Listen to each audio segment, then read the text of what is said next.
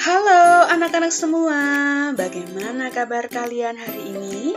Semoga kalian selalu dalam keadaan sehat, karena sehat itu penting. Hari ini kita belajar tema 4, subtema 2, pembelajaran 4. Sebelum belajar, mari kita berdoa terlebih dahulu.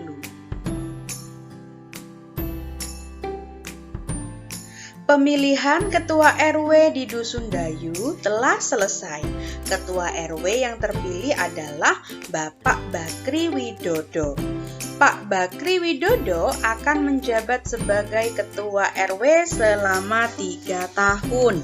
Beliau boleh mencalonkan kembali sebagai Ketua RW setelah selesai masa jabatan. Tahukah kamu mengenai tata cara pemilihan Ketua RW? Simak penjelasan berikut. Tata cara pemilihan Ketua RW diatur dalam peraturan daerah. Peraturan tersebut dapat berbeda untuk setiap daerah di Indonesia. Berikut penjelasan mengenai tata cara pemilihan Ketua RW. 1. Pembentukan panitia pemilihan Ketua RW. Kepengurusan panitia ini harus disetujui oleh kepala desa setempat. Berikut merupakan tugas panitia pemilihan Ketua RW. Pertama, menyeleksi calon Ketua RW, menetapkan calon Ketua RW yang memenuhi persyaratan, menentukan daftar pemilih, menyusun tata tertib pemilihan Ketua RW, menyelenggarakan pemilihan. 2. Pendaftaran calon Ketua RW kepada panitia dan penetapan calon Ketua RW.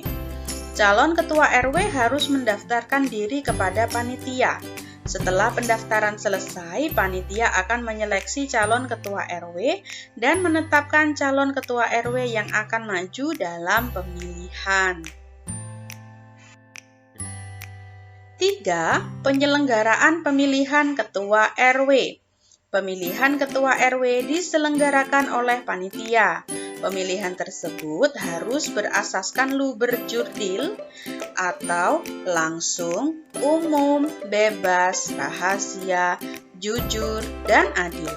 Ketua RW dipilih oleh warga masyarakat yang telah memenuhi syarat, yaitu telah berumur 17 tahun atau sudah menikah. 4. Pelantikan Ketua RW baru. Setelah pemilihan selesai dan memperoleh hasil, maka Ketua RW akan dilantik oleh kepala desa setempat.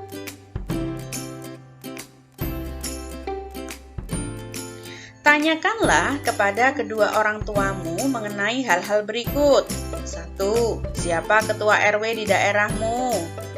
2. Bagaimana cara pemilihan RW di daerahmu? Jelaskan. 3. Bagaimana pelaksanaan pemilihan Ketua RW di daerahmu? Pada masyarakat Indonesia, pengambilan keputusan bersama dilakukan melalui musyawarah. Musyawarah tersebut bertujuan untuk mencapai mufakat. Apabila tidak mencapai mufakat, maka dilakukan voting. Pengambilan keputusan bersama dilakukan untuk memecahkan masalah dalam masyarakat, misalnya sebagai berikut. 1. Pemilihan Ketua RW atau RW. 2. Menentukan jadwal siskamling. 3. Menentukan jadwal gotong royong. Dalam pengambilan keputusan bersama tersebut, diharapkan adanya peran serta dari seluruh anggota masyarakat.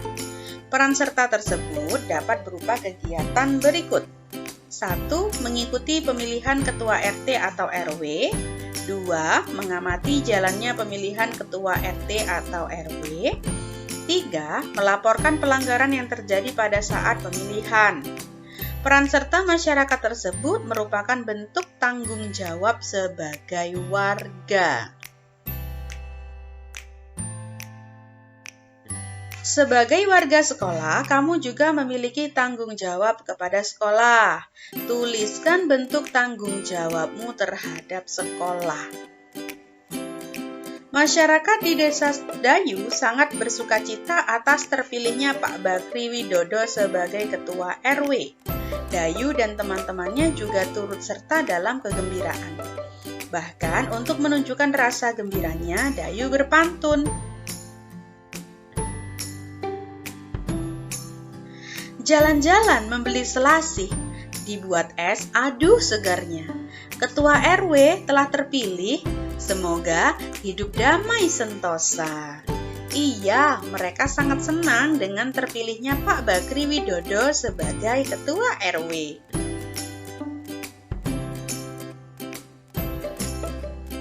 Perhatikan pantun yang diucapkan oleh Dayu, kemudian jawablah pertanyaan berikut.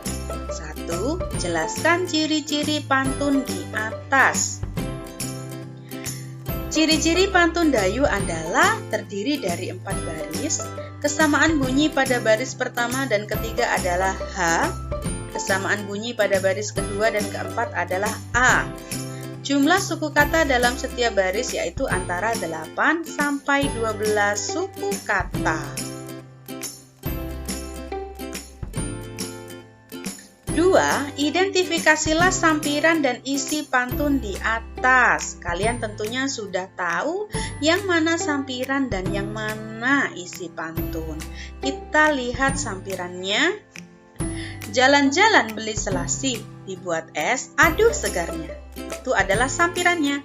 Sekarang isi pantunnya. Ketua RW telah terpilih, semoga hidup damai sentosa.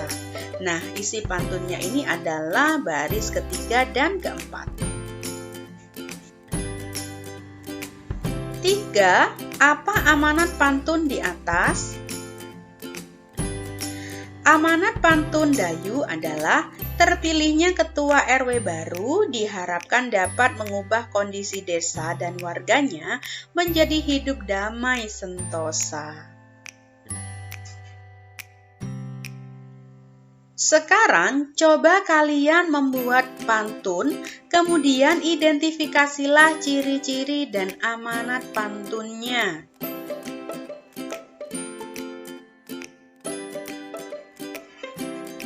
Program kerja pertama Pak Bakri Widodo adalah mengadakan jalan sehat bagi warganya. Jalan sehat tersebut diadakan pada hari Minggu agar dapat diikuti oleh seluruh warga masyarakat. Rencananya, jalan sehat akan dilakukan mengelilingi desa dengan menempuh jarak 6 km. Kegiatan jalan sehat berjalan dengan lancar.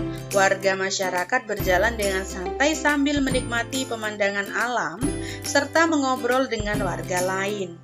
Sesampainya di garis finish, warga akan dihibur dengan kesenian daerah sambil menikmati makanan yang telah disediakan.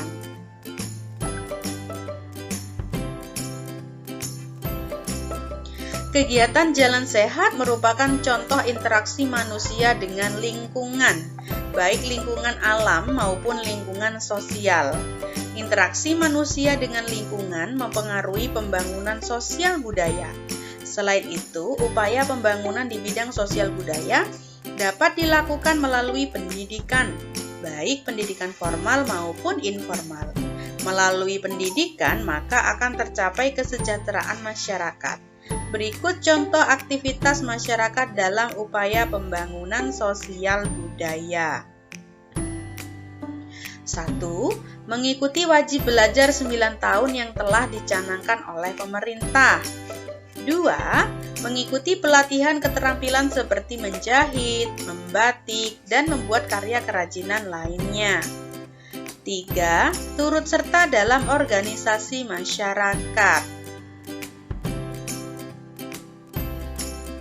Coba kalian cari artikel dari berbagai sumber mengenai aktivitas manusia dalam upaya pembangunan sosial budaya. Identifikasilah hal-hal berikut berdasarkan bacaan yang kamu temukan. Apa saja aktivitas yang dilakukan masyarakat dalam upaya pembangunan sosial budaya? Misalnya, kegiatan sosial kemasyarakatan seperti bakti sosial. mempelajari bahasa asing guna meningkatkan taraf hidup di kemudian hari, atau mengembangkan dan mendalami bahasa daerah guna memperkaya nilai kebudayaan.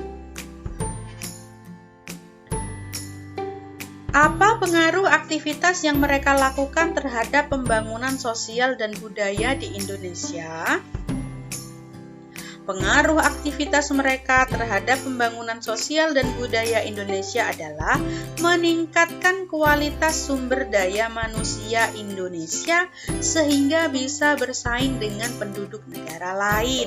Selain itu, dapat melestarikan budaya dari berbagai macam suku di Indonesia dan mengenalkannya sampai ke penjuru dunia, serta membangun Indonesia yang makmur dan sejahtera.